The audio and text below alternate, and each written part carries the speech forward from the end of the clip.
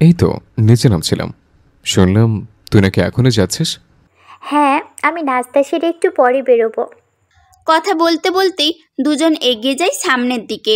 ওদের নিচে নামতে দেখে চামেলি বেগম বলেন, ওই তো সাফায়াত আর সুরভিও চলে এসেছে। তোরা সকলে বরং নাস্তাটা সেরে নে, কিছুক্ষণ পর লোকজন আসা যাওয়া শুরু করবে, তখন কেউ ঠিকমতো খেতে পারবি না। তার কথাই কুসুম বলে ওঠে, তোমরা সকলে বসতে থাকো, আমি বিন্দুকে নিয়ে আসছি। তুমি কি রাগ করে যাচ্ছ সুরভি? বিকেলের দিকে গেলে হতো না?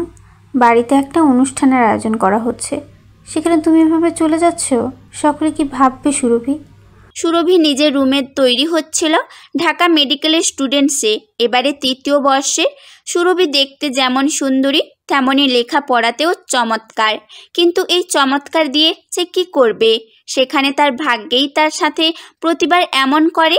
সুরভির থেকে উত্তর না পেয়ে হাসনা বেগম কিছুটা গম্ভীর কণ্ঠে বলে।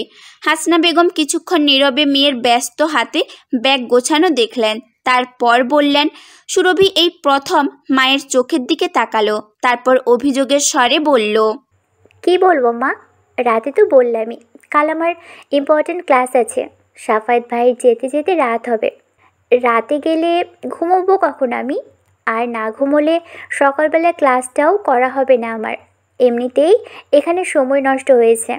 ভূঁইয়া বাড়ির সামনে অনেকটা খোলা জায়গা আছে, সবাই ওটাকেই ওঠান বলে। সেখানে কাজ করছে অনেক লোক। বলা হয়েছিল সাফায়েতের বিয়ের অনুষ্ঠান পরে করা হবে, কিন্তু শাহজাহান ভূঁইয়া বড় নাতির জন্য খানিকটা আয়োজন এখনই করেছেন।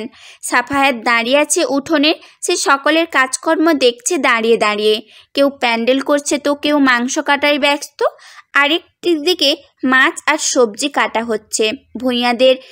ভূঁইয়াদের গরুর ফার্ম আছে একটি, আর 2টো পুকুর, আর এসবের দায়িত্বে আছে কুসুমের বাবা জামাল ভূঁইয়া।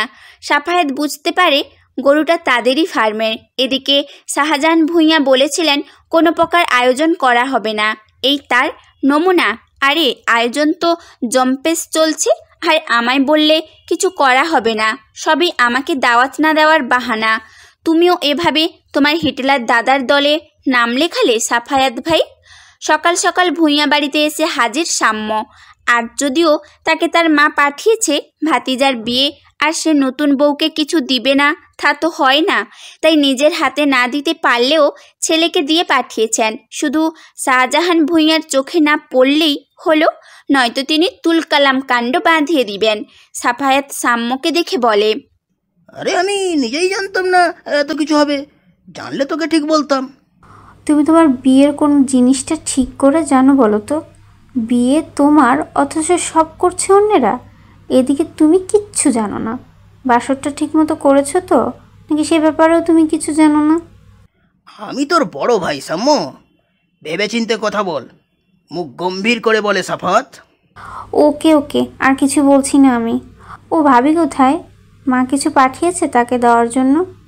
লুকিয়ে লুকিয়ে দিতে হবে না বুঝলে, তোমার হিটলার দাদা দেখলে আবার ঝামেলা করবে। এমনিতেই সে আমাকে সহ্য করতে পারে না। শেষের কথাগুলো সাফায়েতের দিকে এগিয়ে কিছুটা নিচু গলায় বলল সাম্য। সাফায়েত আলতো করে থাপ্পড় বসায় সাম্যের পিঠে।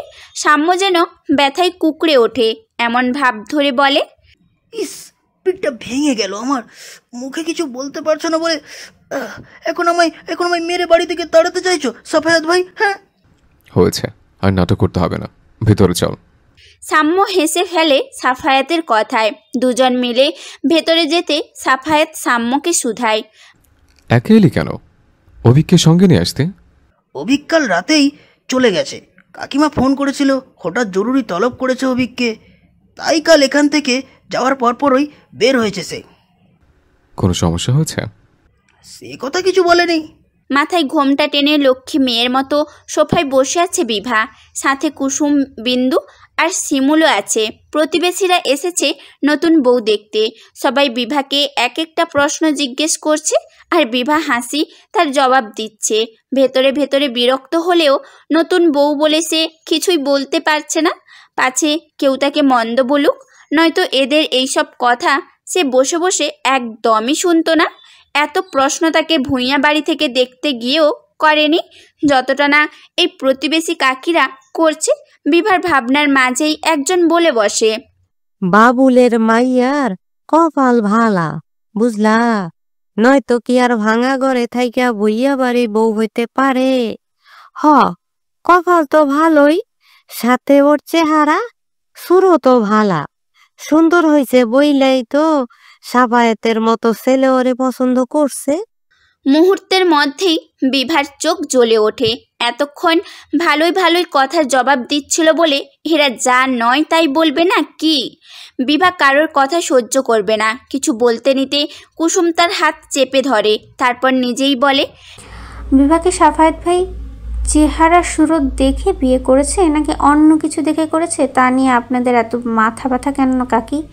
আপনারা নতুন বউ দেখতে এসেছেন, ভালো করে বউ দেখে বিদায় নেন। ভুলে যাবেন না আপনারা ভুইয়া বাড়িতে বসে আছেন, আর বিভা এখন ভুইয়া বাড়ির বউ। দাদাভাই কিন্তু বাড়ির বউদের অপমান সহ্য করবে না। এমন সময় সাফায়েত আর সাম্য আসে বাড়ির ভেতরে। কুসুমকে এভাবে কথা বলতে দেখে সাফায়েত ভুরু কুচকে শুধায়, কি হচ্ছে এখানে? ওরা বিভাগে কথা শোনাচ্ছে ভাই। কুসুমের অভিযোগে সাফায়েত তাদের দিকে তাকাতেই ওই দুইজন মিলে সাফাই গাইতে শুরু করে। তুমি আমাদের ভুল বুঝছো কুসুম, আমরা তো কেবল বিভাকে এটা ওটা জিজ্ঞেস করেছিলাম। আপনাদের একটা ওটা জিজ্ঞেস করার কোনো প্রয়োজন নেই কাকি। আমরা বিভাগে সব জিনিস করেই বাড়ির বউ হিসেবে নিয়ে এসেছি। বউ দেখা শেষ হলে আপনারা এবার আসতে পারেন। সকলে অসন্তুষ্ট নজরে তাকায় কুসুমের দিকে। মনে মনে তাকে হাজারবার অসভ্য বলতেও ভোলে না, কিন্তু মুখে মিছে হাসি ঝুলিয়ে রাখে। এখানে উপস্থিত সকলেই জানে কুসুম হলো শাহজাহান ভূঁইয়ার প্রাণ, তাই তাকে কিছু বলার সাহস তাদের নেই। আজ আসি বলে চলে যেতে নিতেই সাফায়াতের পেছনে সাম্যকে দেখে আবার দাঁড়িয়ে যায়, বলে, আরে সাম্য যে, কতদিন পর দেখলাম তোমায়। আর তোমার মা ভালো আছে তো? মা ভালো আছে, আপনারা ভালো তো? মিষ্টি হেসে জবাব দেয় সাম্য। মুখে সর্বদা হাসি ঝুলিয়ে রাখা বোধ হয় এই ছেলের স্বভাব। কুসুম তীক্ষ্ণ চোখে তাকিয়ে থাকে সাম্যের দিকে। সকলে চলে যেতেই সাম্য সামনে ঘুরে কুসুমের দিকে তাকায়। কুসুমের অমন কড়া দৃষ্টি দেখে ভ্রু কুঁচকে তাকিয়ে জিজ্ঞেস করে, আশ্চর্য, আমার দিকে এভাবে তাকিয়ে আছিস কেন? আমি কি করলাম? কুসুম সে কথার জবাব না দিয়ে চোখ ঘুরিয়ে নেয়। বিরক্তি রেখা ফুটে ওঠে কপালে। সাফায়াত কুসুমের দিকে তাকিয়ে বলে, আরে এমন রেগে কেন যাচ্ছিস কুসুম? আর বাড়ি বয়ে মানুষ আসলে তাদের সাথে এমন আচরণ করা শোভা পায় না। তুমি তোমার আচরণ নিয়ে পড়ে আছো, আর ওরা যে তোমার বউকে কথা শোনাচ্ছিল তার বেলায় তো কিচ্ছু বললে না। বিভা কৃতজ্ঞতার চোখে তাকায় কুসুমের দিকে। কুসুম যে এমন ভালো মনের মেয়ে সেটা তার জানা ছিল না। এতদিন সে কুসুমকে চিনত নাক উঁচু অহংকারী মেয়ে হিসেবে, যে কারোর সাথে মিশে না, বন্ধুত্ব করে না। কিন্তু আজ তার ভাবনা বদলে গেল। মেয়েটা তার জন্য সবাইকে কেমন কথা শুনিয়ে দিল। সাম্য একবার সাফায়াতের দিকে তাকায় তো আর একবার কুসুমের দিকে। এই মেয়ে রেগে বোম হয়ে আছে, তাই পরিস্থিতি সামাল দিতে বলে, আচ্ছা সেসব কথা থাক, বিভা তোমার জন্য মা পাঠিয়েছে। পকেট থেকে একটা স্বর্ণের চেন বের করে দেখায় সাম্য। বিভা অবাক হয়ে তাকিয়ে থাকে সেটার দিকে। মা বলেছে এটা তোমার গলায় পরিয়ে দিতে, কিন্তু নানা ভাই যেন সেটা না দেখে। আরে দেখলে খুব রেগে যাবে। এখানে অবশ্য নানা ভাইয়ের একজন পেয়াদা আছে, কথা চালান হয়ে যাওয়ার সম্ভাবনা আছে। হ্যাঁ, কথাটা যে সাম্য কুসুমকে ঠেস দিয়ে বলেছে এ কথা কুসুম জানে। সাম্য কি ভাবে? কুসুম দাদা ভাইয়ের কাছে ফুপুর কথা বলে দিবে? কুসুমও তো ফুপুকে ভালোবাসে। কুসুম মুখ গম্ভীর করে সাম্যের হাত থেকে চেনটা টেনে নিয়ে বিভাকে পরিয়ে দেয়। বিভার গলার আগে থেকেই একটা হার আছে, এটা বিয়ের দিন তাকে দেওয়া হয়েছিল। ওপর থেকে শাহজাহান ভূঁইয়া আর হাসনা বেগমের কথা ভেসে আসছে। সাম্য ফট করে সোফার পেছনে লুকিয়ে যায়। কাল তাকে দেখে শাহজাহান ভূঁইয়া রেগে গিয়েছিলেন, আজ আবার দেখলে নিশ্চয়ই বাড়ি থেকেই বের করে দিবেন। তুমি শুধু শুধু জেদ করে চলে যাচ্ছ সুরভি। একদিনের জন্য তোমার পড়াশোনা ভেসে যেত না? সুরভির হাতে ব্যাগ, সে এখনই বেরিয়ে যাবে ঢাকার উদ্দেশ্যে। হাসনা বেগম মেয়েকে না যাওয়ার জন্য বলেছেন। তার কথাই শাহজাহান ভূঁইয়া বলে ওঠেন, থাক হাসান, সুরভি যখন যেতে চাচ্ছে ওকে আটকিও না। আমি তোমাকে আগে বলেছি কোনো কাজে বাচ্চাদের জোর করবে না।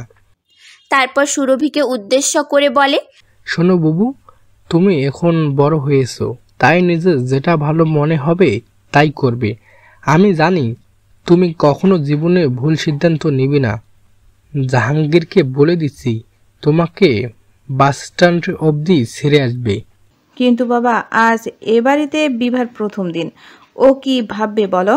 হাসনা বেগমের কথায় সুরভি বিভার দিকে এগিয়ে যায়, মুখে হাসি ফুটিয়ে বিভার গালে হাত রেখে আদুরে ভঙ্গিতে, তারপর বলে, আমাকে আজ যেতে হবে বিভা, তুমি কিছু মনে করো না, হ্যাঁ?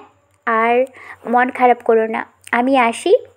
বিভা কি বলবে বুঝে উঠতে পারে না। সুরভির মুখের হাসি তার কাছে অদ্ভুত লাগে।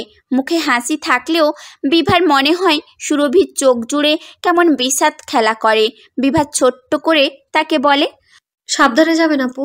সুরভি বাইরের দিকে বেরিয়ে যায়। পেছন পেছন হাসনা বেগম আর শাহজাহান ভূঁইয়াও বেরিয়ে যায়, যেন তারা কেউ সাম্যকে দেখেনি।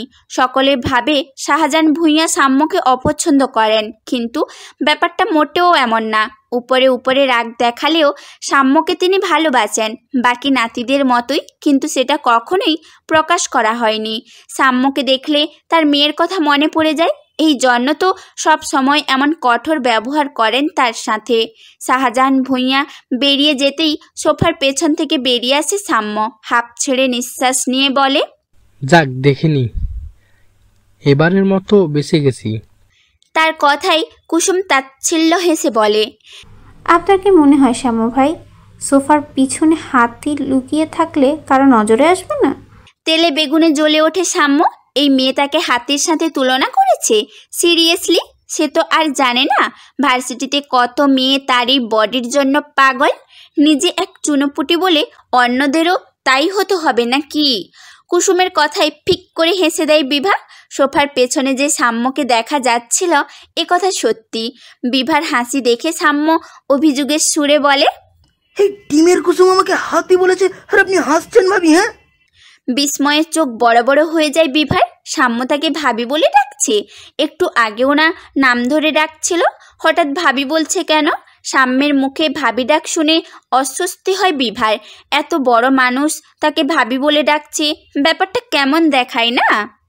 স্টেজে বসে আছে বিভা, পরনে তার গোলাপি রঙের কাতান শাড়ি, মুখে হালকা প্রসাধনীর ছোঁয়া, দেখতে বেশ সুন্দর লাগছে তাকে। সাফায়াত ভেবে পায় না বিভাকে আসলে কোন রঙে বেশি ভালো লাগে। সকালে সবুজ রঙে বিভাকে দেখতে প্রকৃতির মতো স্নিগ্ধ লাগছিল, আর এখন গোলাপি রঙে সদ্য ফোটা গোলাপের মতো লাগছে। সাফায়াতের নজর ঘুরে ফিরে শুধু বিভাতেই এসে থেমে যাচ্ছে। কাল থেকে নিজের এমন পরিবর্তন ক্ষণে ক্ষণে অবাক হচ্ছে সাফায়াত। তার এই 28 বছরের জীবনে সে অনেক সুন্দরী মেয়েদের দেখেছে, কিন্তু কারোর দিকে এমন মুগ্ধ চোখে তাকাতে ইচ্ছে করেনি কখনো। বিভার মধ্যে কি এমন স্পেশাল আছে যা তাকে বারবার ওর দিকে তাকাতে বাধ্য করছে? নাকি পুরোটাই বিবাহ নামক বন্ধনের জোর? বিভা তার জন্য হালাল, এটাই কি বিভাকে সবচেয়ে আলাদা লাগার বিশেষত্ব? বিয়ের উপলক্ষে সাফায়াতের মামা বাড়ি থেকে তার মামাতো ভাই রাদীপ আর মামা মামি এসেছে। বিভা এতক্ষণ তাদের সাথেই কথা বলছিল, এখন তারা খেতে চলে গেছে। এছাড়াও আরও অনেক মেহমান আসছে। কেউ কেউ বিভাকে এটা ওটা জিজ্ঞাসা করছে, তো কেউ কেউ বিভার হাতে গিফট বক্স ধরিয়ে দিচ্ছে। বিভা হাসি মুখে তা গ্রহণ করছে। এদের মধ্যে কয়েকজনকে বিভা চিনলেও বেশিরভাগ বিভার অচেনা। বিভা অপেক্ষা করছে তার বাড়ির লোকের। বাবা মা কখন আসবে কে জানে। বাড়ির এত কাছে থেকে তারা এখনও আসতে পারল না, অথচ কত দূরে দূরে থেকে লোক এসে বিভাকে দেখে যাচ্ছে। এদিকে বাবা মা বিভার কদরই করছে না। বিভার মাকে ভীষণ দেখতে ইচ্ছে করছে, এসেছে তো সেই কালকেই, তবুও মনে হচ্ছে কত শত দিন মাকে দেখে না বিভা। মায়ের বকা খায় না, মন খারাপ হয়ে যায় বিভার। বিভার হাসি মুখ হঠাৎ করে গোমরা হয়ে যেতে দেখে সাফায়াত উঠে আসে স্টেজে। বিভার পাশে বসে জিজ্ঞেস করে, কি হলো, মন খারাপ? বিভা ডানে বামে মাথা ঘুরিয়ে বোঝায় তার মন খারাপ না। সাফায়াত ভ্রু কুঁচকে তাকায়, বিভার মুখের দিকে তাকে কিছু বোঝার চেষ্টা করে, তারপর বলে, মন খারাপ না হলে মুখের হাসি উধাও হলো কেন? বিভা ঠোঁট উল্টে সাফায়াতের দিকে তাকায়, তারপর অভিযোগের সুরে বলে, বাবা মা এখনো আসছে না কেন? এটুকু রাস্তা তবুও দেরি করছে। বলে না বাড়ির কাছে থেকে ট্রেন মিস, ওদের হয়েছে তেমন অবস্থা। বিভার কথায় সাফায়েতের হাসি পেলেও তা চেপে রাখে সাফায়েত। বিভার প্রতিটি কথায় সাফায়েতের মুখে অটোমেটিক হাসি চলে আসছে। সাফায়েত বোধহয় পাগল হয়ে যাচ্ছে। তারপর বিভার হাতে হাত রেখে বলে, মন খারাপ করো না, ওরা চলে আসবে। সাফায়েতের কথার মাঝেই বাবুল মিয়া রেবেকা বেগমকে আসতে দেখা যায় গেট দিয়ে। সাথে বিভার ফুপাতো বোন রেশমা, সেলিনা আপা, মামুন ভাইয়ের বউ আরও কয়েকজনকে দেখা যাচ্ছে। বিভা তাদের দেখতেই খুশিতে এক প্রকার লাফিয়ে ওঠে। স্টেজ থেকে নামতে নিতেই ওপাশ থেকে রেবেকা বেগম হাতের ইশারায় নিষেধ করে, বোঝায় তারা ওখানেই আসছে। বিভার বাড়ির লোক আসার সংবাদে ভূঁইয়া বাড়ির সকলেই একে একে চলে আসে। বাবুল মিয়া এখন ভূঁইয়া বাড়ির কুটুম, তাই তাদের যথারীতি সম্মানের সাথে তাদের সাথে কুশল বিনিময় করে সকলে। বিভা মাকে পেয়ে জড়িয়ে ধরেছিল কিছুক্ষণ। সবাই বলে মেয়েরা নাকি বাবাকে বেশি ভালোবাসে, কিন্তু বিভার বেলায় তার উল্টোটা। বিভা মাকে বেশি ভালোবাসে, বাবাকেও বিভা অনেক ভালোবাসে, কিন্তু মাকে ছাড়া বিভার এক মুহূর্তও চলে না। একদিন বাবা মা থাকবে না, এসব কথা ভাবনায় আসলেই তার দম বন্ধ হয়ে যায়।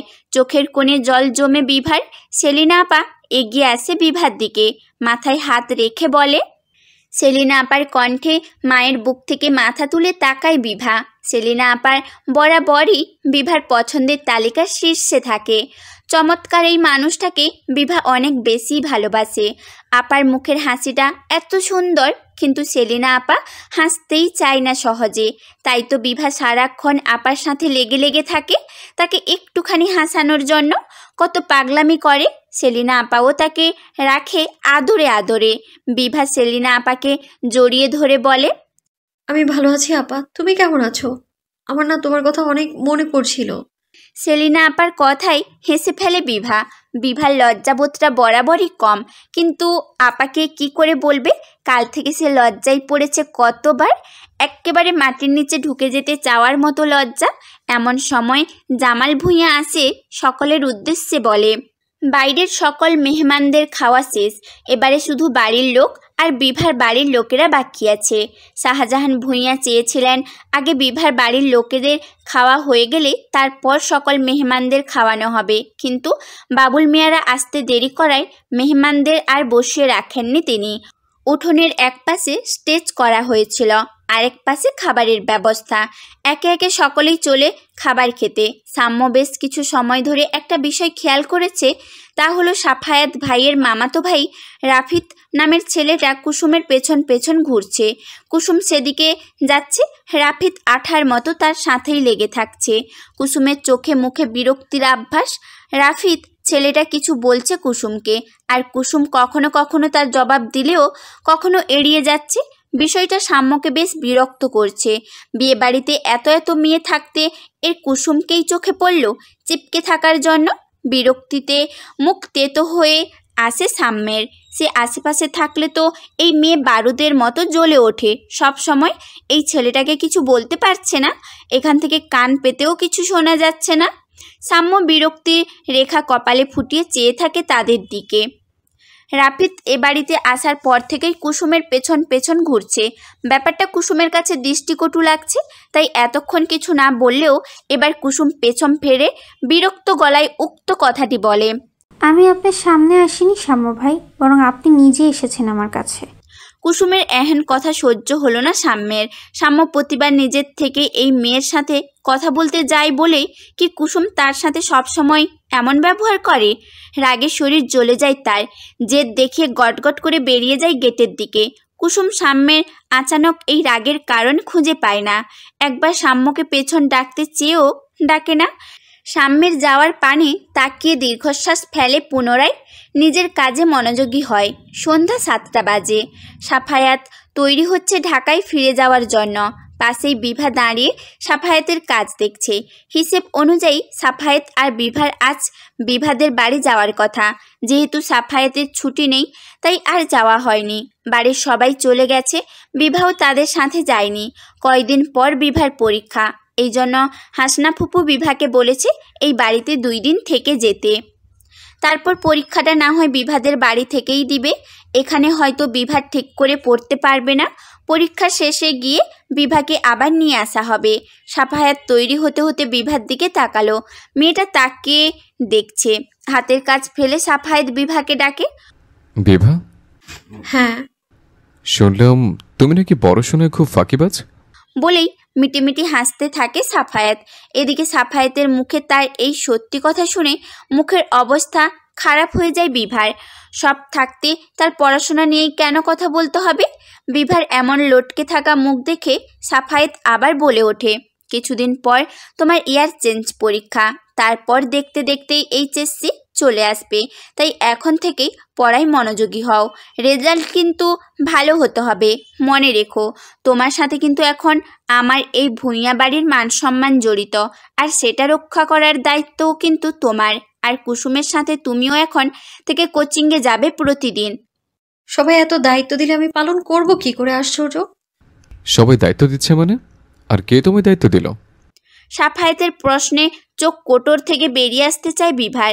সে তো মনে মনে বলেছিল, সাফায়াত তা শুনে নিল কি করে? বিভার মুখভঙ্গি দেখে সাফায়াত বোধহয় আন্দাজ করতে পারল বিষয়টা, তাই বলল, তুমি বোধহয় মনের ভুলে কথাটা জোরে বলে ফেলেছ। এবার বলো, কে কি দায়িত্ব দিল তোমায়? ফুপু দিয়েছে, বলেছে আপনাকে আগলে রাখার দায়িত্ব আমার, আপনাকে দেখে শুনে রাখতে। বিভার কথায় চোখে হাসে সাফায়াত। খানিকটা এগিয়ে বিভার মুখোমুখি দাঁড়ায়। বিভার মাথাটা নিচে দিকে নামিয়ে রেখেছে। সাফায়াত তা দেখে বলে, মাথা নিচু করে আছো কেন? আমার দিকে তাকাও। বিভা চোখ তুলে তাকায় সাফায়াতের দিকে। ঘন পাপড়িযুক্ত সাফায়াতের চোখ দুটো খুব সুন্দর। বিভা আর চোখ নামিয়ে নিল না, তাকিয়ে রইল সে চোখে। সাফায়াত ধীর গলায় শুধালো, ফুপু আমার দায়িত্ব দিয়েছে তোমাকে, তুমি আমার সামলাতে পারবে? এমন প্রশ্নে কি বলা উচিত ভেবে পায় না বিভা, তাই চোখ নামিয়ে নেয়। সাফায়াত আর বিভার উত্তরের অপেক্ষা করে না, বরং ফিরে যায় নিজের কাজে।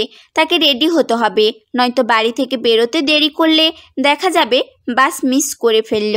তারপর ভাঁজ করে কাপড়গুলো একে একে ব্যাগে ভরে আয়নার সামনে গিয়ে পরিপাটি হয়ে ব্যাগ হাতে নেয় বেরোবে বলে।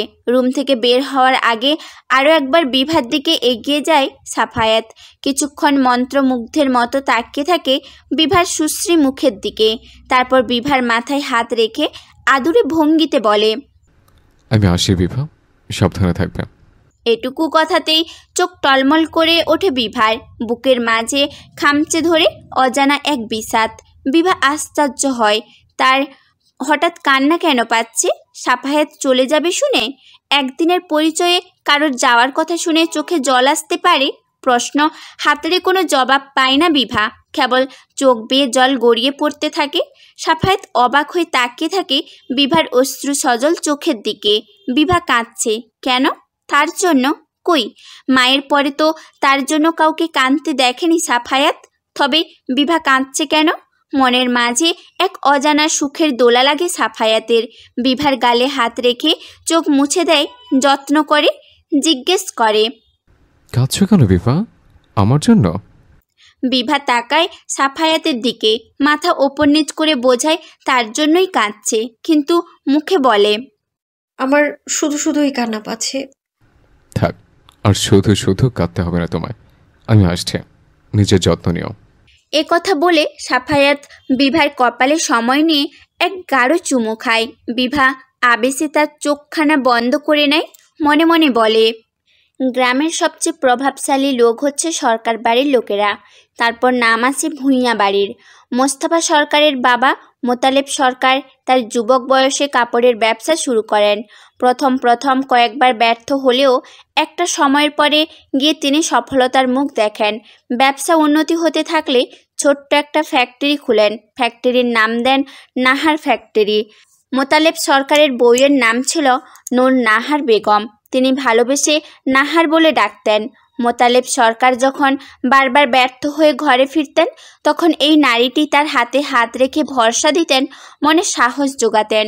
নূর নাহার বেগমের জন্যই মোতালেব সরকার মানসিকভাবে শক্ত থাকতেন, ধৈর্য ধরে পুনরায় চেষ্টা করতেন।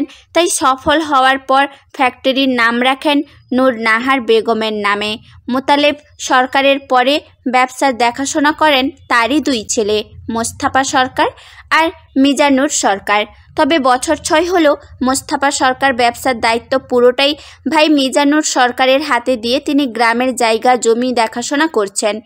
মিজানুর সরকার তার স্ত্রী সন্তান নিয়ে শহরেই থাকেন, যদিও অভিকের দেখাশোনা মায়ের থেকে তার কাকিমা সোহানা সরকারই বেশি করেছেন।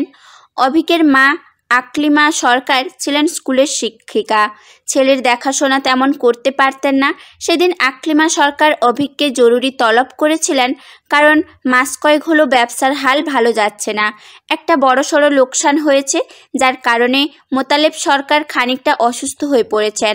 চারপাশে সন্ধ্যা নেমে এসেছে, পাখিরা কলরব করে তাদের নিড়ে ফিরেছে, আকাশে ছড়িয়েছে রক্তিম আভা। সাম্য দাঁড়িয়ে আছে বাজারের রাস্তায়, বারবার হাত ঘড়ি দেখছে সে, কপালে চিন্তার ভাঁজ, যেন কারোর অপেক্ষায় আছে, কিন্তু কাঙ্ক্ষিত মানুষটির দেখা মিলছে না। অথচ তার আসার কথা এই রাস্তা ধরেই। আরও একবার ডান দিকে রাস্তার দিকে তাকাতেই দূর থেকে কাউকে আসতে দেখা যায়। সাম্য তাকে চিনতে ভুল করে না, বরং হাজার ভিড়ে 100 মাইল দূর থেকেও এই মানুষটিকে সে চিনে নিতে পারবে। ধীর পায়ে ফাঁকা রাস্তা ধরে এগিয়ে আসছে কুসুম। এর মেয়ের আরও আধা ঘন্টার আগে আসার কথা, প্রতিদিনের তুলনায় আজ এত দেরি কেন করলো সাম্য ভেবে পায় না। কুসুম এগিয়ে আসতেই সাম্য মুখটা গম্ভীর করে নিল, যেন বোঝাতে চায় সেদিনের জন্য সাম্য রেগে আছে। কিন্তু কুসুম তাকে পাত্তা না দিয়ে বরাবরের মতোই অদেখা করে নিজের রাস্তায় চলতে থাকে। সাম্যকে ছাড়িয়ে কুসুম 2 কদম সামনের দিকে এগিয়ে যেতেই নাকের পাটা ফুলে ওঠে সাম্যের। এই মেয়ে কোনোদিন শুধরাবে না, তার জন্যই কেউ 40 মিনিট যাবৎ অপেক্ষা করছে। অথচ তাকে দেখো, সাম্য গম্ভীর কণ্ঠে কুসুমকে ডাকে। মুহূর্তেই থেকে যায় কুসুমের পা, যেন সে এই ডাকটার অপেক্ষাই ছিল। সাম্যের কাঁধের ব্যাগ কুসুম খেয়াল করেছে, এর মানে হলো সাম্য আজ চলে যাচ্ছে। সেদিনে সাম্যের ওভাবে চলে আসতে ভেতরে ভেতরে অনুশোচনা হচ্ছিল কুসুমের। ভেবেছে তার ব্যবহারে সাম্য রাগ করে চলে এসেছে, তাই কথা বলতে চাইছিল, কিন্তু নিজের আত্মগরিমার কাছে হেরে গিয়ে চলে যাচ্ছিল। কুসুম 2 কদম পিছিয়ে এসে সাম্যের মুখোমুখি দাঁড়ায়, বলে, কথা বলে পুনরায় পড়ায় মনোযোগী হয় বিন্দু, হতাশ হয় বিভা। এদের জন্য সে একটু শান্তিতে বসে ভাবতেও পারবে না, না কি? সাফায়াত চলে গেছে আজ 4 দিন হলো, অথচ মানুষটা একটুখানি খবর সে পেল না। সাফায়াতই বা কেমন মানুষ? এই যে বিভা তার বিয়ে করা একমাত্র বউ, অথচ তার কথা একবারও মনে পড়ে না সাফায়াতের। কি নির্দয় মানুষ সাফায়াত! বিভার তো মনে পড়ে সাফায়াতের লজ্জামাখা কথা, কপালে দেওয়া উষ্ণ চুমু, জীবনে প্রথম কোনো পুরুষ বিভাকে ছুঁয়ে দিয়েছে। আর মনে পড়ে বিভার মাথায় হাত বুলিয়ে সাফায়াতের সেই আমি আসছি বিভা, সাবধানে থেকো বলাটা। বিভার মনে বিষাদ জমে, অভিমানের চোখ ভরে আসে, মনে মনে বলে সে আর ওই নিষ্ঠুর মানুষটার কথা মনে করবে না। ভালো মানুষরা বউদের কষ্ট দেয় না। বইয়ের দিকে তাকিয়ে পড়ায় মনোযোগী দিতে চেষ্টা করে, কিন্তু চোখের সামনে ভেসে ওঠে মুচকি হাসতে থাকা সাফায়াতের মুখ। দুপুর 1:50 আজ আকাশ একেবারেই স্বচ্ছ, মেঘের ছিটে ফোঁটাও নেই। নীল রঙা আকাশ ভেদ করে সূর্য তার সর্বোচ্চ তেজ দেখাতে ব্যস্ত। অসহ্য গরমে জনজীবন অতিষ্ঠ হয়ে উঠেছে, তবুও কেউ থেমে নেই। সূর্যের তেজকে উপেক্ষা করে মানুষ ব্যস্ত নিজের কাজে। এতে যেন সূর্যি মামা রেগে গিয়ে আরও একটুখানি তেজ বেশি দেখালো। সুরভি হাঁটছে রাস্তা ধারে, কপাল বেয়ে তার ঘাম গড়িয়ে পড়ছে, নাকের ডগা চিকচিক করছে। এই কিছুক্ষণ হলো সে মেডিকেল থেকে বেরিয়েছে, আজ আর কোনো ক্লাস নেই তার। ভেবেছিল আগে বাসায় ফিরে গিয়ে ঘণ্টাখানেক সময় নিয়ে গোসল করবে, কিন্তু রাস্তায় বেরিয়ে মত বদলে সে যাচ্ছে সামনের ক্যাফেটেরিয়ার দিকে। তার খিদে পেয়েছে বেশ, আগে ক্যাফেতে বসে কিছু খেয়ে ঠান্ডা হয়ে একটু সময় পর বাড়ি যাবে। যানবাহনের আওয়াজ তার মাথা ধরিয়ে দিচ্ছে। এখান থেকে হাঁটলে 10 মিনিটের রাস্তাতেই পড়ে সুরভির পছন্দের ক্যাফ। প্রায় সময় তার ওখানে যাওয়া হয়। ক্যাফেটেরিয়ার পরিবেশ সুন্দর। সুরভি তামান্নাকে বলেছিল সাথে যেতে, কিন্তু তামান্না তার বয়ফ্রেন্ডের সাথে ঘুরতে বেরোবে। সুরভি ভেবে পায় না অসহ্য গরমে এই দুপুরবেলা ক্লাস শেষ করে বয়ফ্রেন্ডের সাথে ঘুরতে যাওয়ার ইচ্ছে এই মেয়ের মাথায় আসে কি করে। তার দ্বারা এসব কখনো সম্ভব না। দেখা গেল ঘুরতে গিয়ে মেজাজ গরম হয়ে প্রথম দিনই ব্রেকআপ করে বসবে। কি দরকার এসব ঝামেলার? ফুস করে শ্বাস ফেলে সামনের দিকে এগিয়ে যায় সে। ক্যাফেটেরিয়ার ভেতরে ঢুকে স্বস্তির নিঃশ্বাস নেয় সুরভি। এখানে শান্তিতে কিছুক্ষণ বসা যাক। ডাক্তারি পড়ার চক্করে তার জীবন থেকে শান্তি নামক বস্তুটি প্রায় হারিয়ে যাচ্ছে। দুপুর হওয়ার সুবাদে কিনা কে জানে আজ অনেকগুলো টেবিল খালি পেল সুরভি। মানুষজনের আনাগোনা কম। সুরভি নিজের পছন্দ মতো একটা টেবিলে গিয়ে বসলো। সাথে সাথে ছুটে এলো বিল্লাল নামের ছেলেটি। বিল্লালের বয়স 17 কি 18 হবে। ক্যাফেটেরিয়াতে কাজ করে। এখানে প্রায়ই আসার কারণে এই ছেলের সাথে খানিকটা ভাব হয়ে গেছে সুরভির। সুরভি তাকে নিজের অর্ডার দিতে থাকলে পেছন থেকে ভেসে আসে একটি কণ্ঠ। মেজে, তোমার একমাত্র স্বামী এতদিন হলেও তোমায় রেখে এলো। কই, তুমি তো একবারও তার খবর নিলে না, একবারও আমার কথা মনে পড়লে না। এটা কি ভালো কাজ বলো? হতবাক হয় বিভা। মুখ ফসকে বলে ওঠে, যে অভিযোগ আমার করার কথা সেটা আপনি করছেন, এটা কেমন কথা? তবে তুমি অভিযোগ করছো না কেন বিভা? সাফায়েতের কথায় চুপ করে থাকে বিভা। আগের কথাটা সে বলতে চায়নি। সাফায়েত এমনভাবে কথা বলছিল যে তার মুখ ফসকে বেরিয়ে গেছে। এবার কি জবাব দিবে সে? ওপাশ থেকে সাফায়েত আবারও বলে ওঠে, মনে অভিযোগ জমা হলে সেটা বলে দিতে হয়, এরপর থেকে বলবে, ঠিক আছে? বিভা ছোট্ট করে জবাব দেয়, সবাই বলে বিভা বাচাল চঞ্চল মেয়ে আর সাফায়েত হচ্ছে শান্ত কম কথা বলা মানুষ। কিন্তু সাফায়েতের সামনে আসলে এই থিওরি যেন উল্টে যায়। বিভা হাজার খুঁজেও কথা পায় না আর সাফায়েত বলতেই থাকে, কাল তোমার পরীক্ষা, সে কথা মনে আছে? পরীক্ষার কথা বলতেই মুখ বাঁকায় বিভা। তবে এর জন্যই মহাশয় ফোন করেছে। বিভাকে তার মনে পড়ে না, অথচ পরীক্ষার কথা মনে করে রেখে দিয়েছে। আশ্চর্য। হ্যাঁ আছে। ভালো করে পরীক্ষা দিও। কি বলেছিলাম মনে আছে তো? ভালো রেজাল্ট করতে হবে, পড়াশোনা মন দাও। আমি কিন্তু ফাঁকিবাজি একদম মানব না। যে পড়াশোনার জন্য বিভা বিয়ে নিয়ে এত বেশি উত্তেজিত ছিল, সেই বিয়ের পর এখন লেখাপড়াই তার কপালে জুটেছে। বিয়ের পর এত পড়াশোনা করে কি হবে ভাই?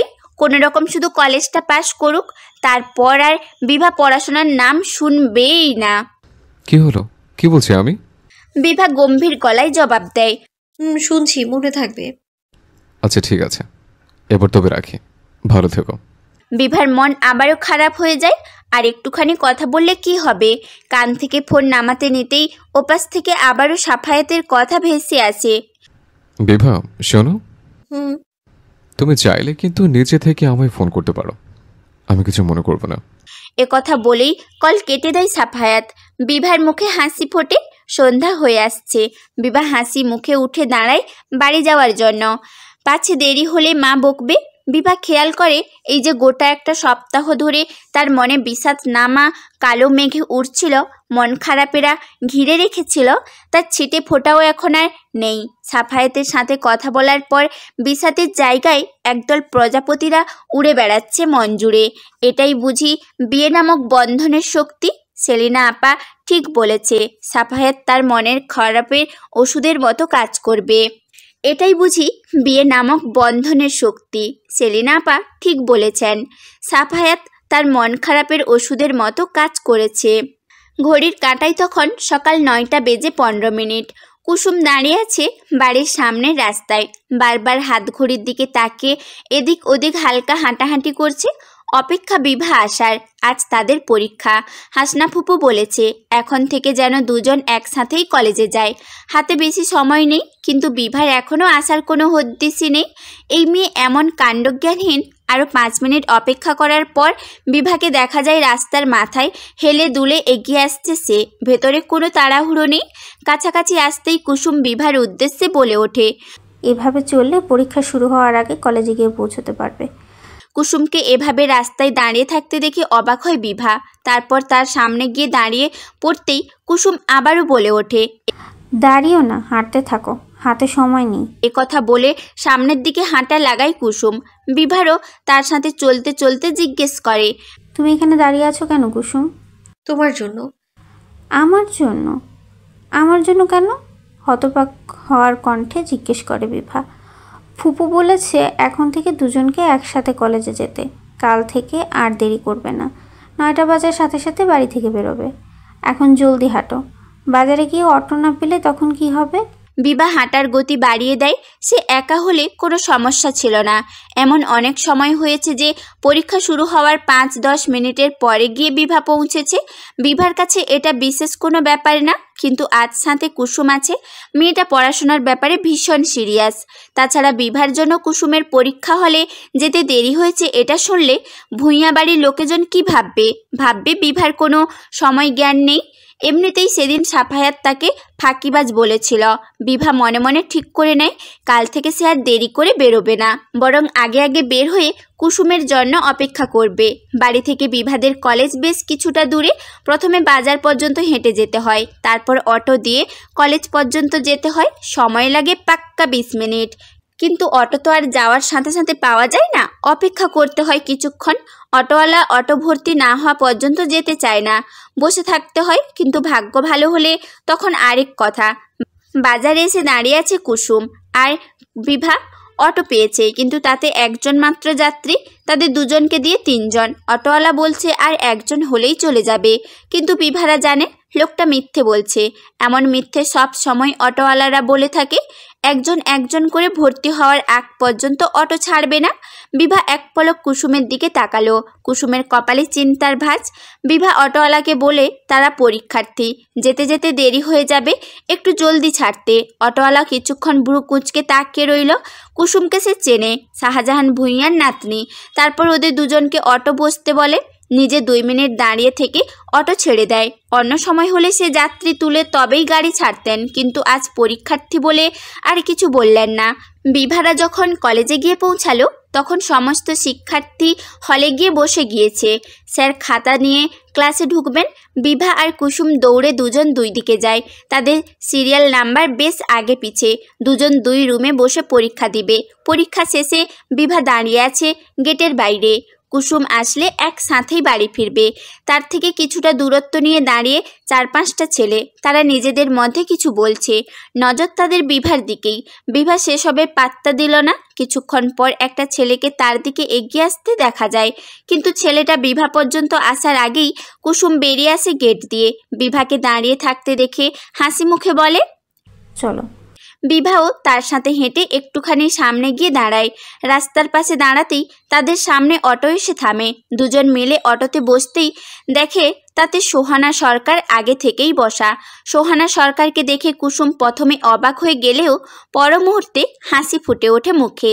সোহানা সরকার একমাত্র ভাতিজিকে দেখে খুশি হয়ে জড়িয়ে ধরে। কুসুমকে দেখতে একদম তার বাবা শাহজাহান ভূঁইয়ার মতো হয়েছে। গায়ের রং থেকে মুখের গড়ন পুরোটাই মিলে যায়। স্বভাবেও গম্ভীর, জেদি। সোহানা সরকার আদুরে কণ্ঠে জিজ্ঞেস করে, কেমন আছে আমার আম্মারা? কুসুমও নরম গলায় জবাব দেয়, আমি ভালো আছি ফুপু, তুমি কেমন আছো? কতদিন পর তোমায় দেখলাম। আমিও ভালো আছি সোনা। বাড়ির সবাই কেমন আছে? বাবার শরীর ভালো? সবাই ভালো আছে, আর দাদা ভাইও ভালো আছে। অটো চলছে তার নিজ গতিতে। কুসুম বসে কাচুমাচু করছে, কি বলবে ভেবে পাচ্ছে না। সাম্যের সাথে তার ভাব থাকলেও সোহানা সরকারের সাথে আগে কখনো কথা হয়নি। এদিকে সোহানা সরকার কুসুমের সাথে কথা বলায় এতটাই ব্যস্ত যে বিভাকে সে খেয়ালই করছে না। বিভা সংকোচ ছেড়ে ফেলে বলে ওঠে, ভালো আছেন ফুপু? এতক্ষণ বিভার দিকে খেয়াল হয় সোহানা সরকারের। বিভার যে সাফায়াতের সাথে বিয়ে হয়েছে একথা তিনি ভুলেই গিয়েছিলেন। হঠাৎ মনে পড়ার মতো করে বলে, আরে বিভা যে, দেখো তো কি কাণ্ড, কুসুমকে পেয়ে আমি তোমার কথা ভুলে বসেছি। কিছু মনে করো না মা। বিভা সে কথা শুনে মুচকি হাসে। সোহানা সরকারকে এমন আদর করে কথা বলতে দেখে ভালো লাগে। তারপর বলে সে কিছু মনে করেনি। সোহানা সরকার বিভার গালে হাত রেখেই বলে, তুমি ভালো আছো তো? হ্যাঁ ফুপু, আমি ভালো আছি। কুসুম ফুপুকে জিজ্ঞেস করে, কোথায় গিয়েছিলে তুমি? হাসপাতালে। হাসপাতালে কেন? অসুস্থ তুমি? উদ্বিগ্ন গলায় জানতে চাই কুসুম। সোহানা সরকার তার উত্তর তেমন কিছু নয় বলে এড়িয়ে যায় বিষয়টা। কথাবার্তার এক পর্যায়ে কুসুম বলে ওঠে, সেদিন চিংড়ি মাছ ভুনাটা দারুণ খেতে হয়েছিল ফুপু। সোহানা সরকার অবাক হয়, বুঝতে পারে না কুসুম কি বলছে, তাই জিজ্ঞেস করে, চিংড়ি ভুনা? কবে কার কথা বলছিস? সেদিন শ্যামু ভাইকে দিয়ে পাঠিয়েছিলে না সেটা? ওই যে শ্যামু ভাই যেদিন চলে গেল সেদিন। ওই দিন তো আমার কোচিং থেকে আসতে দেরি হয়েছিল। শ্যামু ভাই রাস্তায় 8 ঘন্টা দাঁড়িয়ে অপেক্ষা করেছে, তারপর বাক্সটা দিয়ে বলল তুমি পাঠিয়েছো। আমি পাঠিয়েছি বলল। হতবাক কণ্ঠ সোহানা বেগমের। হ্যাঁ, তুমিই তো পাঠিয়েছিলে বলল। নয়তো আমার জন্য দাঁড়িয়ে থেকে তোমার ছেলে সময় নষ্ট করে নাকি? কেন, তোমার মনে নেই? মনে আছে তো, আমি পাঠিয়েছিলাম। কথা বলে ভাবনায় তলিয়ে যান সোহানা সরকার। ছেলে তাকে বলেছে রাস্তায় খেয়ে নিবে, এই জন্য তাড়াহুড়ো করে না খেয়েই বাড়ি থেকে বেরিয়েছে। এদিকে কুসুমকে বলেছে তার জন্য তার মা খাবার পাঠিয়েছে।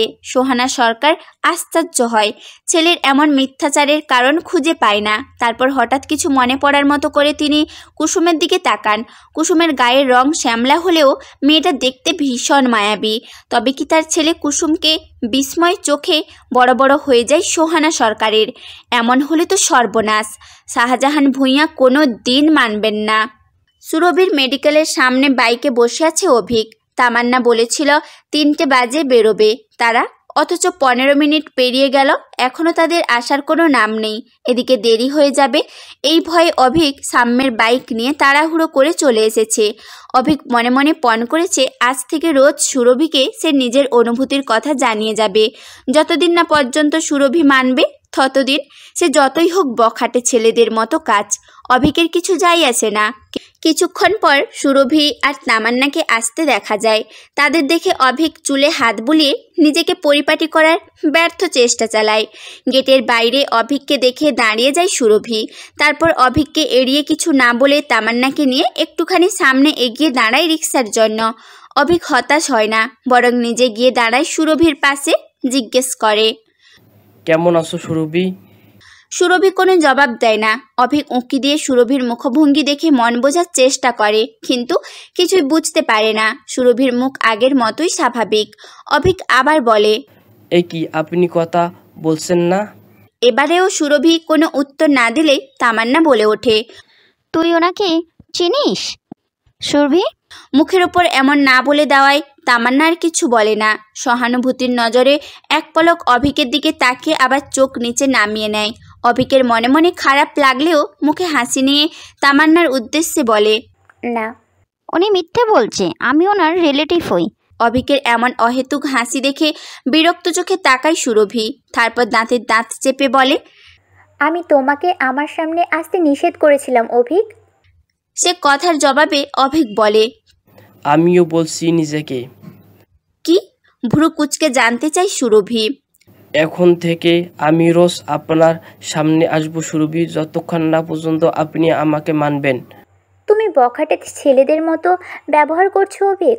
ভদ্রঘরের ছেলেদের এমন ব্যবহার মানায় না। আপনার জন্য বখাটে হলেও আমার কোনো আপত্তি নেই সুরভি। বলেই দাঁত বের করে হাসে অভিক। বিরক্তিতে নাক মুখ কুচকে যায় সুরভির। অভিকের এমন আচরণ তার মোটেও কাম্য ছিল না। ছেলেটা হুট করেই নিজের ব্যক্তিত্ব ছেড়ে পাগলামি শুরু করেছে। সামনে রিক্সা আসতেই তাতে চেপে বসে সুরভি, তামান্নাও সাথে যায়। দুজন একই ফ্ল্যাটে থাকে কি না। রিক্সা চলতে শুরু করলে সুরভি পেছনে তাকিয়ে অভিকের উদ্দেশ্যে বলে, এরপর এখানে দেখলে তোমার ঠ্যাং ভেঙে দিব বলে দিলাম। সুরভি যাওয়ার পানে তাকে আবারও হেসে ওঠে অভিক। সুরভির জন্যই পাগলামি তার মন্দ লাগছে না, বরং ভেতর থেকে স্বস্তি দিচ্ছে।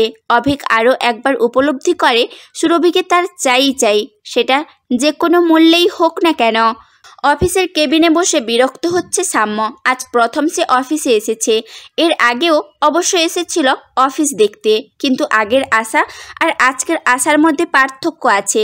আজ তার কাঁধে দায়িত্ব নিয়ে বসেছে। এখানে এসে কত কিছু জানছে সে, সবার কাজ করা দেখছে আর ভাবছে। বিষয়টা সে যতটা সহজ ভেবেছিল ততটা সহজ নয়। একদিকে অভিকটা বেরিয়েছে 2.5 ঘন্টা হতে চলল, অথচ এই ছেলের নামও নিশানা খুঁজে পাওয়া যাচ্ছে না। ফোন করেছিল কয়েকবার, কিন্তু ফোন তোলেনি। সাম্য ভেবে পায় না এই ছেলে এমন তাড়াহুড়ো করে হঠাৎ চলল কোথায়, কি এমন কাজ পড়ে গেছে তার। যাওয়ার সময় সাম্য তাকে জিজ্ঞেস করেছিল কোথায় যাচ্ছে। অভিক সে কথারও জবাব দেয়নি, বলেছে এখন বলা যাবে না। সাম্যের মনে কৌতূহল কাজ করে। অভিক আর সাম্য শুধু কাজিনই নয়, বরং ভালো বন্ধু দুজনে। সেখানে এমন কি কথা থাকতে পারে যেটা সাম্যকে বলা যাবে না? সাম্য আশ্চর্য হয়ে ভাবে এই ছেলের মতিগতির কোনো ঠিক নেই। কি আকাম করেছে কে জানে। সাম্য ঠিক বের করে ছাড়বে তার থেকে কি লুকানো হচ্ছে, তারপর দেখাবে মজা। টেবিলের ওপর কফির মগ রাখা আছে, কিছুক্ষণ আগেই একজন দিয়ে গেছে। সাম্য সেটা হাতে তুলে চুমুক দেয়। মুহূর্তেই মুখ বিকৃত হয়ে যায় তার, ঠান্ডা হয়ে গেছে। সাম্য সেটা অবহেলায় ফেলে রাখে টেবিলের এক কোণায়। এমন সময় ফোনে রিং বাজে তার। সাম্য ভেবেছে অভিক হয়তো কয়েকটা ঝাড়ি দিয়ে দিবে এখন, তাকে একা অফিসে বসিয়ে নিজে বাইরে গিয়ে ঘুরে বেড়াচ্ছে। কিন্তু ফোন তুলে ভ্রু কুঁচকে যায় তার। এমন সময় মায়ের ফোন দেখে আশ্চর্য হয় খানিকটা। সকালেই মায়ের সাথে কথা হয়েছে তার, এখন তো ফোন করার কথা না। সাম্য কল রিসিভ করে ফোন কানে তুলে বলে, বলো মা। ওপাশ থেকে ভেসে আসে সোহনা সরকারের ইতস্তত কণ্ঠস্বর। তুই কুসুমকে পছন্দ করিস সাম্য? তোমার ভিতরে কোনো সমস্যা আছে সাফায়াত? অফিসে নিজের ডেস্কে বসে কাজ করছিল সাফায়াত, তার পূর্ণ মনোযোগ সামনে রাখা কম্পিউটারে। হঠাৎ অনন্যার এহনতম কথায় ধ্যান ভেঙে সামনে তাকায় সাফায়াত। কপাল কুঁচকে বলে, সমস্যা আছে মানে? আমাকে দেখে অসুস্থ মনে হচ্ছে তোমার? আরে না, আমি সেটা বলতে চাইনি। তবে আমি বলতে চাইছি তোমার ফিজিক্যালি কোনো প্রবলেম আছে কি না। অনন্যার চোখে মুখে দুষ্টুমির ছাপ। বিস্ময়ের চোখ বড় বড় হয়ে যায় তার। এতক্ষণে সাফায়াত বুঝতে পেরেছে অনন্যা কি বলতে চাইছে। মুহূর্তে নাক মুখ কুঁচকে জবাব দেয়, ছি, কিসব বলছো তুমি? একটা মেয়ে হয়ে আমাকে এসব জিজ্ঞেস করছো? একটু তো লজ্জা করো।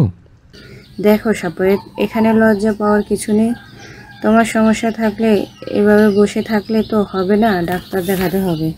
সাফায়াত বিরক্ত মুখে জবাব দেয়, আমি একদম ঠিক আছে, বুঝলে? হয়তো কেমন বিশ্রী কথা বলো না তো। যাও, গিয়ে নিজের কাজ করো। সাফায়াতের কথায় মুখ ভেঙচি দেয় অনন্যা। তারপর কথা নিজের গায়ে না লাগিয়ে আবারও বলে, তোমাকে দেখে মনে হয় না তুমি সুস্থ। কেন মনে হয় না? এই যে নিজেকে সুস্থ দাবি করছো, অথচ বিয়ে করে বউ রেখে এসেছো। 3 মাস হতে চললো। তোমার বিয়ের সাথে অসুস্থতার কি সম্পর্ক? সম্পর্ক নেই বলছো? দেখো, সরাসরি বলে পুরুষ মানুষ বিয়ের পর বউ ছাড়া থাকতে পারে না, অথচ তুমি নিজেকে দেখো কাজের প্রতি এমনভাবে ঝুঁকে আছো। আবার নাক মুখ কুঁচকে যায় সাফায়াতের।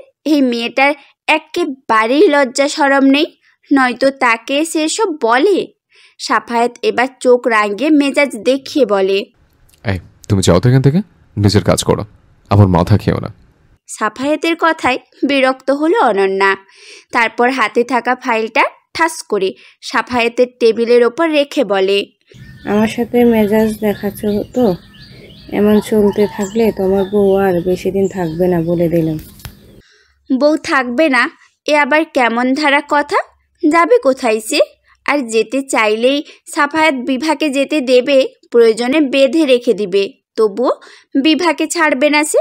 তাছাড়া অনন্যা তো আর জানে না তার বউ এখনো ছোট। মনে মনে নিজেকে সান্ত্বনা দিলেও কেমন যেন অশান্তি কাজ করছে ভেতরে। সাফায়াত ফোনটা একবার হাতে নিল, তারপর কি মনে করে আবার রেখে দিল। বিভার সাথে রোজ কথা না হলেও মাঝে মাঝে তার কথা হয়। কাকির ফোনটা প্রায় সময় কুসুমের কাছেই থাকে। সাফায়াত তাতে সময় বুঝে কল করে। সাফায়াত ভেবেছিল এইচএসসির আগে বিভাকে ফোন কিনে দিবে না, কিন্তু অন্য কারোর ফোন দিয়ে বউয়ের সাথে কথা বলাটা সাফায়াতের কাছে দৃষ্টিকটু লাগে। এদিকে আজকাল বিভার সাথে কথা না বললে মনে মনে শান্তিও পায় না, তাই ভেবেছে বাড়ি যাওয়ার সময় বিভার জন্য ফোন কিনে নিয়ে যাবে। বাইকের চাবি আঙ্গুলে ঘোরাতে ঘোরাতে অভিক এসে হাজির সাম্যের ক্যাবিনে। সাম্য তখন বসে ফোনে মগ্ন, গভীর মনোযোগ দিয়ে কিছু একটা দেখছে। অভিক কিছুক্ষণ সাম্যর দিকে তাকিয়ে রইল। সাম্যের কোনো হুঁশ না দেখে আস্তে আস্তে এগিয়ে যায় তার দিকে। তারপর জোরে আওয়াজ করে বলে, কি দেখছিস তুই? হকচকিয়ে ওঠে সাম্য। দ্রুত পাওয়ার বাটনে চাপ দিয়ে ফোন সরিয়ে রাখে। সাম্যের এমন হকচকানো মুখ দেখে সন্দেহের চোখে তাকায় অভিক। বলে, কি ব্যাপার বলতো, কি লুকাচ্ছিস? কি লুকাবো? কিছু না। তাছাড়া লুকানোর স্বভাব তোর, আমার না। এই যে প্রতিদিন কাজের বাহানা দিয়ে 2-3 ঘন্টার জন্য উধাও হয়ে যাস, কি মনে হয় আমি কিছু বুঝি না? হ্যাঁ, শালা, নজর রাখিস নাকি আমার উপর? তোর ওপর নজর রাখার মতো সময় আমার কাছে নেই, বুঝছিস? আর আমার বোনও নেই, তাই শালা ডাকবি না, বুঝলি? বোন নেই বলছিস? আছে মানে? ভ্রু কুচকে বলে সাম্য। আশেপাশে খুঁজে দেখ, থাকতেও পারে। অভিকের এমন হেয়ালি করা কথায় সন্দেহ গাঢ় হয় সাম্যের। তারপর কিছুটা সময় নিয়ে গম্ভীর গলায় বলে, তুই বলেছিলি কুসুমকে তোর পছন্দ নয়। কুসুম তোর বোন হয়? জানতাম না তো। সাম্য একবার অভিকের মুখের দিকে তাকায়। তার চোখে মুখে মিটিমিটি হাসির রেখা। সেই হাসি যেন বিদ্রুপ করছে সাম্যকে। সাম্য চোখ নামিয়ে মুখ ফুলিয়ে বসে থাকে। অভিক সাম্যের এমন লটকে থাকা মুখ দেখে ফিক করে হেসে দেয়। সাম্য অভিকের হাসির পানে কড়া চোখে তাকিয়ে বলে। সাম্য সে কথার জবাব দেয় না, চুপ করে বসে থাকে। অভিক আর বেশি ঘাটালো না সাম্যকে। দেখা গেল রেগে গিয়ে উল্টো তাকে কিছু শুনিয়ে দেয়। দরজার দিকে যেতে যেতে সাম্যের উদ্দেশ্যে বলে, এই এই এই এই খবরদার এমন দাঁত বের করে হাসবি না, দেখতে একদম বিশ্রী লাগে। ছি, গেল তো হাওয়া হয়ে। তুই কি ভেবেছিস আমি কিছু বুঝি না? আমি আসছি, ঘন্টা তিনেকের মধ্যেই ফিরে আসবো। সাম্য অভিকের যাওয়ার পানে তাকিয়ে থাকে। অভিক দরজা খুলে বাইরে যেতেই ফুস করে শ্বাস ফেলে ফোনটা হাতে নেয়। পাওয়ার বাটনে চাপ দিতে স্ক্রিনে ভেসে ওঠে এক সপ্তদশী কিশোরীর ছবি। পরনে তার অফ হোয়াইট রঙের জামা, খোলা চুলেগুলো বাতাসে হালকা উঠছে। হাত নাড়িয়ে হাসি মুখে কথা বলছে কারোর সাথে। দেখতে ভীষণ মায়াবী লাগছে। ছবিটা সাম্য তুলেছে সাফায়াত ভাইয়ার বৌভাতের দিন। সেদিন কুসুমকে এত সুন্দর লাগছিল। সাম্য লুকিয়ে চুরিয়ে দুটো ছবি তুলে নিয়েছে। বাড়ি থেকে আসার পর রোজ নিয়ম করে সে এই ছবি দুটোই দেখে। তবে আজকাল তার মন ভীষণ উচাটান করে, তাই এই ছবি দেখার পরিমাণও বেড়ে গেছে। কুসুমকে দেখলে সাম্যের মনে এক আলাদা রকমের প্রশান্তি কাজ করে। মানুষ ঠিকই বলে, নিষিদ্ধ জিনিসের প্রতি আমাদের ঝোঁকটা থাকেই বেশি। নয়তো সেদিন থেকে মা তাকে কুসুমের থেকে দূরে থাকতে বলেছে, সেদিন থেকে কেন তার মন কুসুমের জন্য আরও বেশি করে ব্যাকুল হয়ে থাকে। সুরভির ক্লাস শেষ হয়েছে এই কিছুক্ষণ হলো। ক্লাসরুম থেকে বেরিয়ে বান্ধবীদের সাথে কথা বলতে বলতে বারান্দা দিয়ে আসছে। চোখে মুখে তার ক্লান্তি। খিদে পেয়েছে বেশ। সব কিছু সহ্য করে নিলেও খিদেটা সে একেবারে সহ্য করতে পারে না।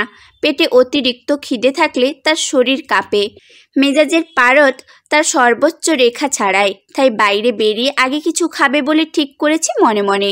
এমন সময় পেছন থেকে ভেসে আসে এক পুরুষালী কণ্ঠ। মিস সুরভি। দাঁড়িয়ে পড়ে সকলে। পেছন ঘুরে দেখতে পায় ইন্টার্নশিপ ডক্টর নাইমকে। মুহূর্তেই চোখে বিরক্ত ভেসে ওঠে সুরভির। পাশে থেকে তামানো মুখে বিরক্তিকর শব্দ তুলে বিড়বিড় করে বলে, নাও এসে গেছে। এর সমস্যাটা কি ভাই? সবসময় এত ছুকছুকনে ভাব। সুরভি ও তামান্নার সাথে একমত। এই লোকের স্বভাব মেয়ে মানুষ দেখলেই গলে যাওয়া টাইপ। এক সময় তাদের সিনিয়র ছিল, এখন ইন্টার্নশিপ করছে।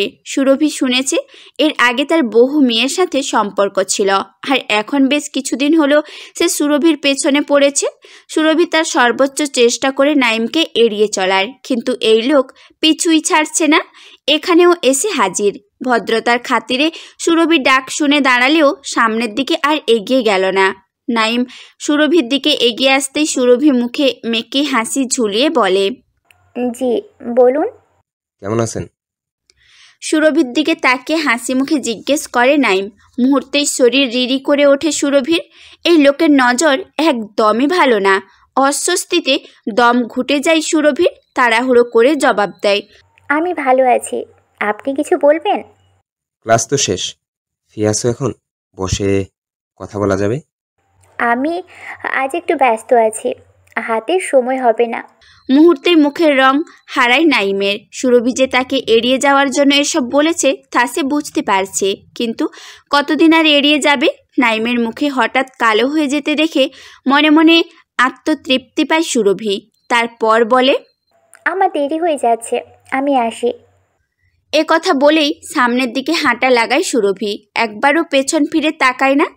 এখান থেকে যেতে পারলে সে বাঁচে। দ্রুত কদমে একেবারে বিল্ডিংয়ের নিচে, তারপর গেটের বাইরে এসে স্বস্তির শ্বাস নিতেই দেখে একটু দূরে অভিক বসে আছে বাইকের ওপর। সুরভি তার দিকে তাকাতেই হাত নেড়ে হাই বোঝায় অভিক।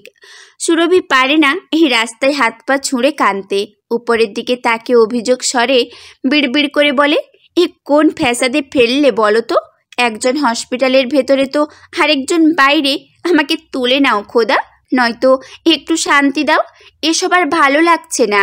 অভিক সুরভিকে এমন কাঁদো কাঁদো মুখ করে আকাশের দিকে তাকিয়ে বিড়বিড় করতে দেখে এগিয়ে আসে। তারপর বলে, আপনি আকাশের দিকে কেন সে আসেন সুরভি?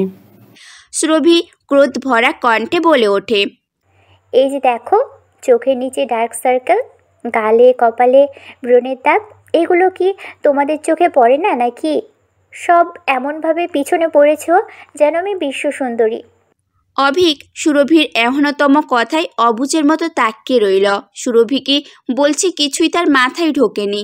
তারপর অসহায় কণ্ঠে বলে, বেশি পড়াশোনা করতে করতে আপনি বোধহয় পাগল হয়ে যাচ্ছেন সুরভি। আজ থেকে কম কম পড়বেন। বিকেল 4টা বাজে। বিভা আর কুসুম আসে কলেজ থেকে। পায়ের গতি তাদের ধীর। আজকাল কলেজে তাদের ব্যাচের স্টুডেন্ট খুব বেশি আসে না, সবাই প্রাইভেট আর কোচিংয়ে সময় দিচ্ছে। একা থাকলে বিভা নিজেও যেত না, কিন্তু সাথে কুসুম বলে রোজ যেতে হচ্ছে। শুধু কলেজ নয়, এখন তো বিভা কুসুমের সাথে কোচিংও যায়। কিন্তু আজ কোচিং বন্ধ, কোনো এক কারণে স্যার পড়াবেন না। কথা শুনে কুসুম দুঃখ প্রকাশ করলেও বিভা মনে মনে বেশ খুশি। এভাবে যদি স্যার রোজ বলতো পড়াবেন না, তবে কতই না ভালোই হতো। ভাবতে ভাবতে বিভারা গেট পেরিয়ে উঠোনে আসতে দেখে মিলে হাসনা ফুপুর। তাদের দেখে হাসনা ফুপু এগিয়ে এসে বলে, তোমাদের অপেক্ষাতেই ছিলাম। হাসনা ফুপুর এখন কথায় বিভা কুসুম দুজনে ভ্রু কুঁচকে একে অপরের দিকে তাকায়। তাদের অপেক্ষাতে ছিল মানে? কুসুম চিন্তিত গলায় প্রশ্ন করে, কিছু হয়েছে ফুপি? হঠাৎ আমাদের অপেক্ষায় কেন? হাসনা ফুপু হালকা হেসে কুসুমকে আশ্বস্ত করে, চিন্তা করার মতো কিছু হয়নি কুসুম। তবে সাফায়েতের নানি এসেছে, বিয়েতে তো আসেনি, তাই এখন সে নাতবউ দেখতে এসেছে। আর তুই তো জানিস তিনি কেমন কড়া মেজাজের। এমনিতেই ভাবির মৃত্যু নিয়ে তিনি আমাদের ওপর নারাজ। তারপর বিভার উদ্দেশ্যে বলে, শুনো বিভা, তার সামনে যাওয়ার পর সালাম দিয়ে নম্রভাবে কুশল বিনিময় করবে। সে যদি এটা ওটা বলে তবে কিন্তু কিছু মনে করো না, উনি একটু খিটখিটে মেজাজের। আসার পর সাফাতকে ফোন করে ধমকাধমকি করেছে, বুঝলে? সাফাতও আসছে। এতক্ষণ হাসনা ফুপুর কথা মনোযোগ দিয়ে শুনলেও শেষের কথাটাই এসে তরাক করে চায় বিভা। সাফাত আসছে কথাটা কানে আসে রেকর্ডের মতো বারবার বাজতে থাকে। মনের অনুভূতিরা আনন্দিত হয়। সাফাত আসছে শুনে তার শরীর মন জুড়ে এক শীতল হাওয়া ছুঁয়ে যায়। অথচ বিভা দেখল কোথাও একটা গাছের পাতা নড়েনি। তবে এত দিন পরে কাঙ্ক্ষিত মানুষটির আসার খবর শুনে বুঝি এই প্রশান্তির হাওয়া বইছে মন জুড়ে। বিভার ধ্যান ভাঙে হাসনা ফুপুর গলার আওয়াজে। কি হলো, কি বলছি বুঝতে পেরেছ? বিভা ওপর নিচ মাথা দোলায়, অর্থাৎ সে বুঝতে পেরেছে। হাসনা ফুপু ওদের নিয়ে এগিয়ে যায় বাড়ির ভেতরে। বসার ঘরে সোফায় বসে পান চিবোচ্ছেন সাফায়াতের নানি হানুফা বেগম। হাতে তার একটা লাঠি, এর ওপর ভর করেই সে চলাচল করে। যদিও তার লাঠি ছাড়া চলাচল করার মতো শক্তি দেহে আছে। তাকে দেখে কুসুম আগে এগিয়ে যায়, সালাম দিয়ে জিজ্ঞাসা করে, কেমন আছেন নানি? হনুফা বেগম প্রথমে কুসুমকে চিনতে পারে না। তারপর চামেলি বেগম পরিচয় দিতেই পান খেয়ে লাল হয়ে যাওয়ার ঠোঁটে হাসি ফুটিয়ে বলে, কুসুম বুবু, কত বড় হয়ে গেছো তুমি। কেমন আছো বুবু? আমি ভালো আছি নানি।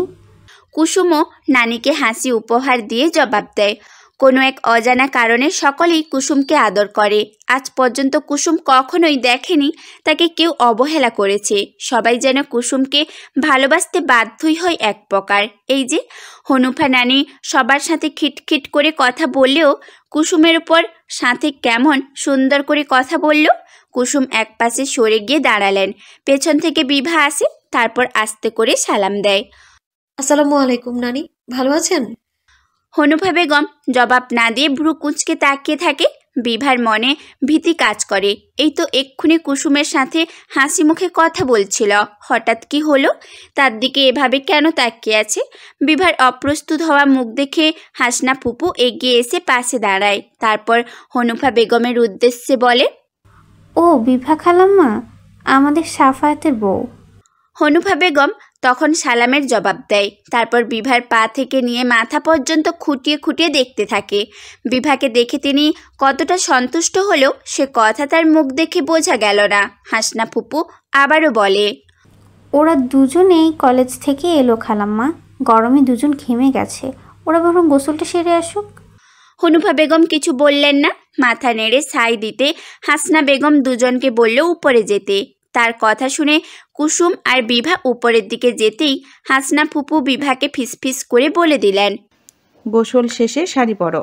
বিভা তার থেকে বেশি ফিসফিস করে জানালো, আমি একা শাড়ি পরতে পারি না ফুপু। তুমি যাও, আমি আসছি। হাসনা ফুপু বিভাকে আশ্বস্ত করতেই বিভা সিঁড়ি বেয়ে উপরে উঠে গেল। একবারও আর পেছন ফিরে তাকালো না।